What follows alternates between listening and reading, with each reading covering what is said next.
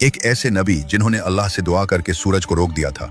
ये उस वक्त की बात है जब बनी इसराइल की सहरा में 40 साल कैद और भटकने की सजा अपने इख्तिताम को पहुंच रही थी। वो पुरानी नस्ल जो बुज़दिल हो चुकी थी अब खत्म हो चुकी थी। उनकी जगह एक नई नस्ल आ चुकी थी। ये नई नस्ल जिस्मानी और रूहानी तौर पर फौलाद बन चुकी थी। उनका सरदार अब हजरत यूशा बिन नून अलैहिस्सलाम थे। अल्लाह ने उन्हें वो मकाम अता किया था। उनके लिए जमीन और आसमान के कवानीन बदल दिए गए। जब हजरत यूशा अलैहिस्सलाम अपने बहादुर नौजवानों को लेकर फलस्तीन की तरफ बढ़े तो उनके सामने एक बहुत ताकतवर कौम थी। वो कौम बड़े मजबूत किलों में रहती थी। अल्लाह ने उस वक्त बनी इसराइल के लिए एक खास कानून बनाया था।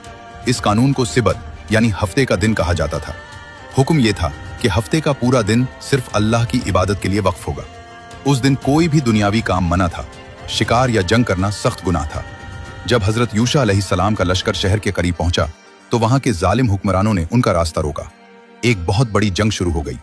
ये मुकाबला जुमा के दिन सुबह सवेरे शुरू हुआ, लेकिन जैसे जैसे शाम होने लगी एक नई मुश्किल सामने आ खड़ी हुई।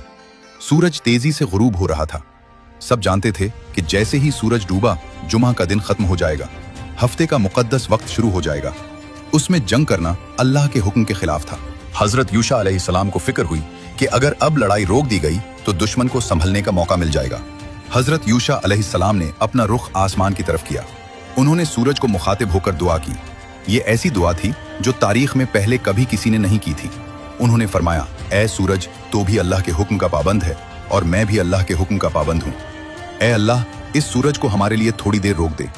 अल्लाह ताला ने कायनात के तयशुदा निजाम को अपनी कुदरत से रोक दिया। सूरज जहां था वहीं साकित हो गया। वक्त की रफ्तार थम गई।